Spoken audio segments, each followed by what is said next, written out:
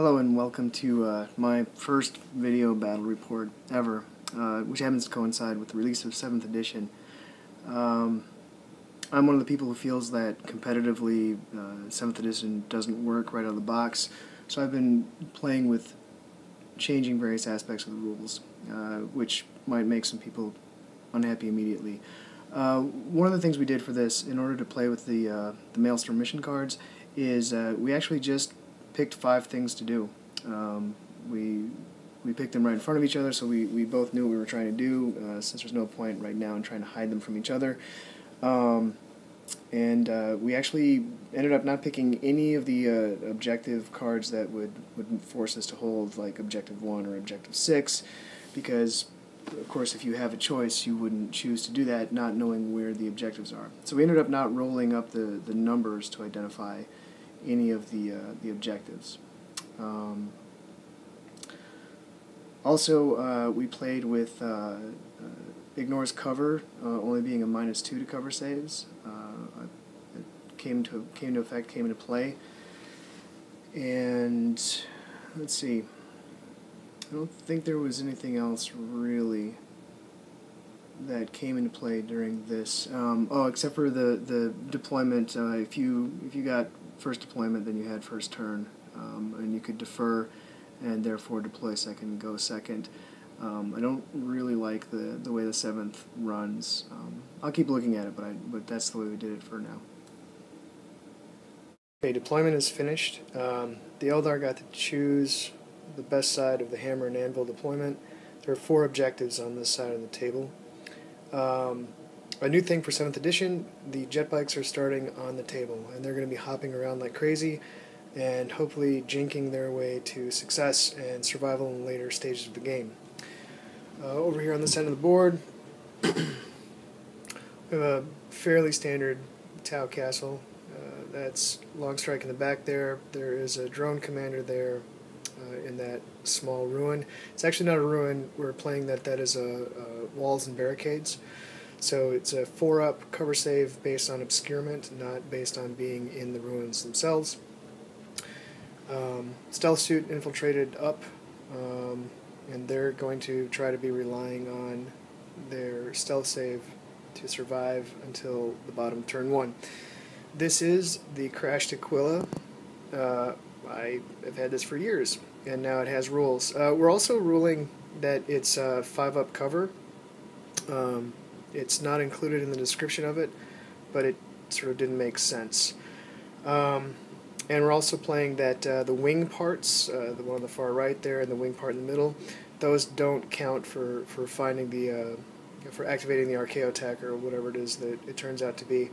But the parts of the fuselage and the cockpit would. Just one of them, whoever's the first to reach any one of those.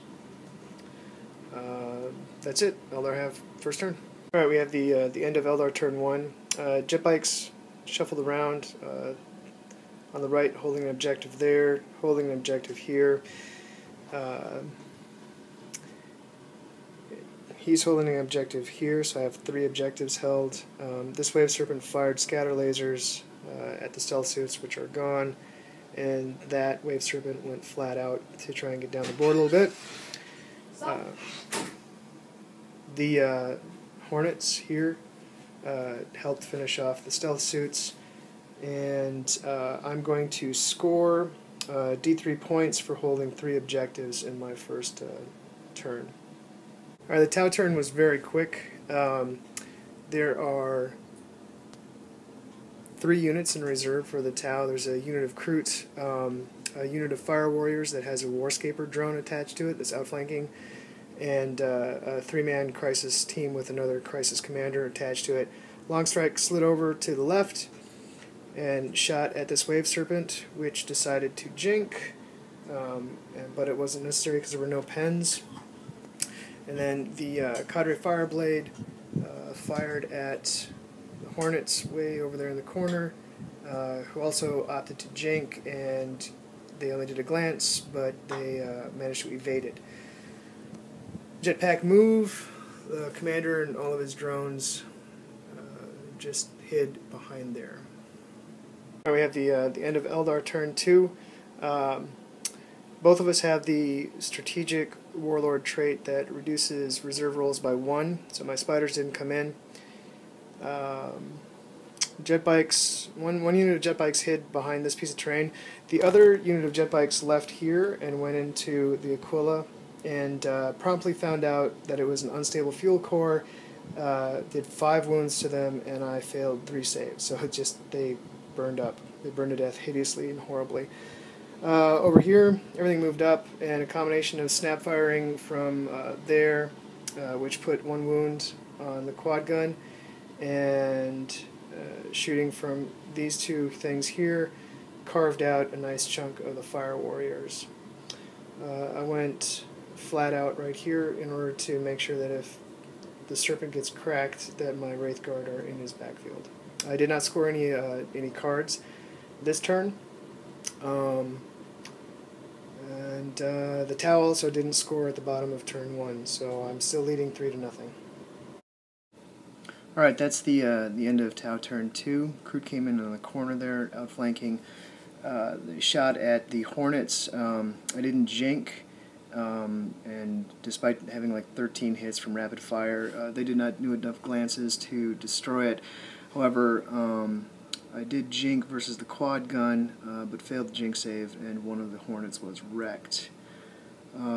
Over here, the drone commander with good shooting from his single missile pod, and then long strike combined to take all the hull points off of this Wave Serpent, so I had to disembark there. I did not jink versus the drone commander, so I had to eat the 2 glances that he produced. I did jink versus long strike, but with so many marker lights on me, I didn't have a solid jink. We played the game with -2 to jink for ignores cover. Seems reasonable, but versus Serpent spam of 6+ Serpents, then it would not be reasonable. So they have to go back to straight ignores cover. Tau are going to need to have their reserves come in. They're definitely missing the fire warriors and the shooty star with the commander. So we'll see how it goes.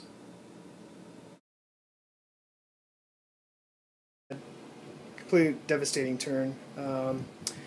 Combination of shooting from the Wraith Knight and the jet bikes wiped out the Kroot in the corner there.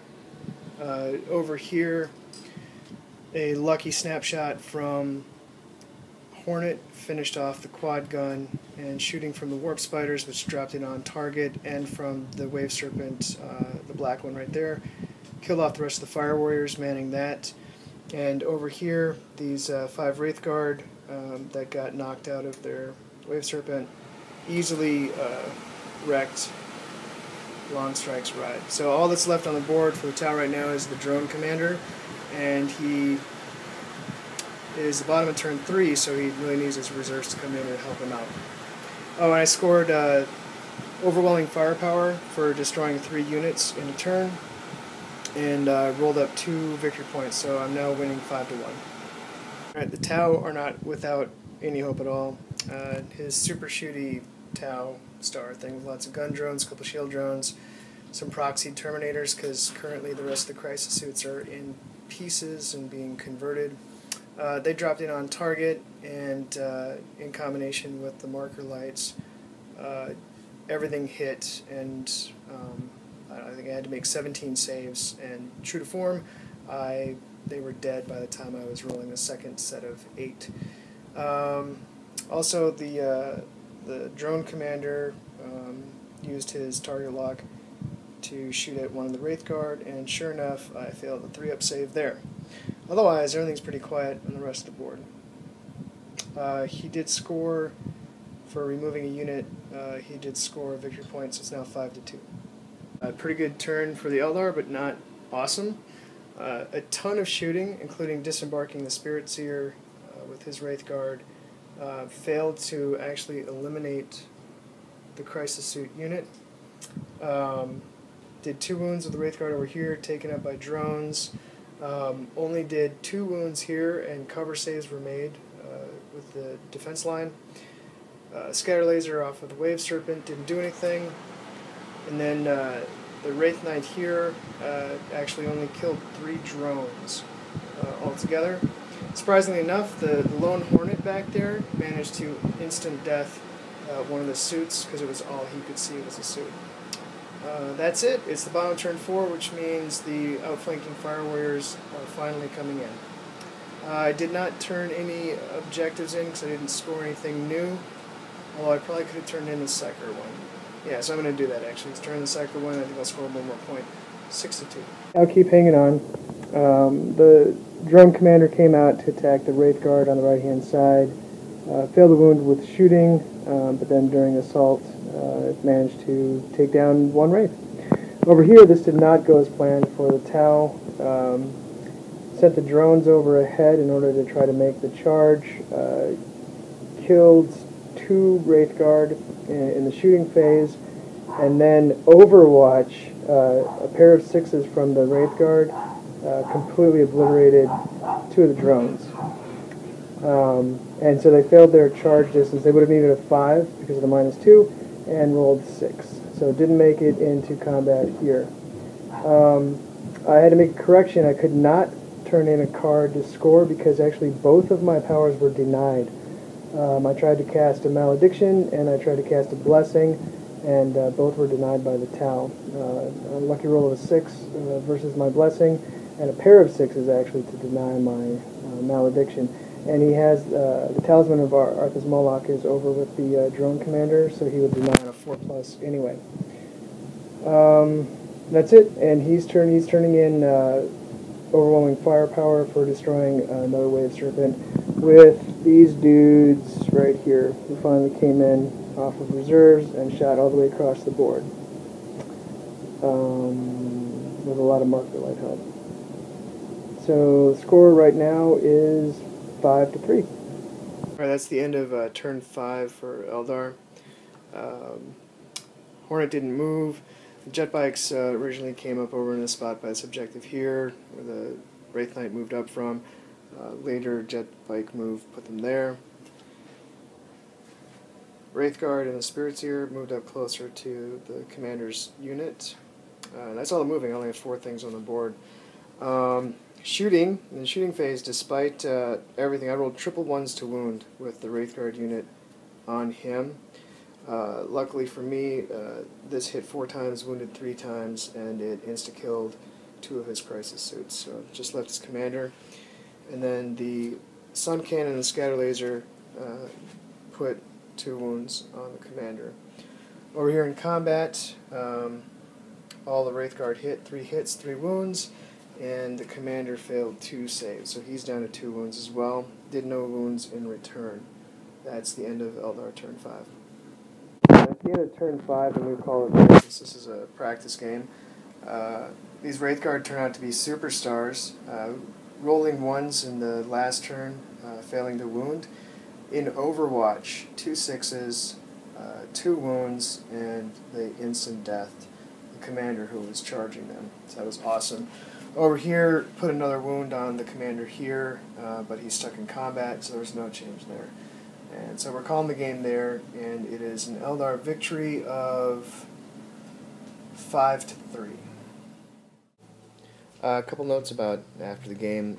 First one was that in the 5th turn of the Eldar, there was a perils, and the result was a 3, which was loss of warp charges and loss of 1 wound. Otherwise, for the Tau list, change was to move the Warscaper drone into the Star Commander's unit, into his war gear, so that he has more options for how to come onto the board with his crisis suits. That actually freed up enough points to pick up another Seeker missile for the Hammerhead and to make the drone commander's missile pod twin-linked.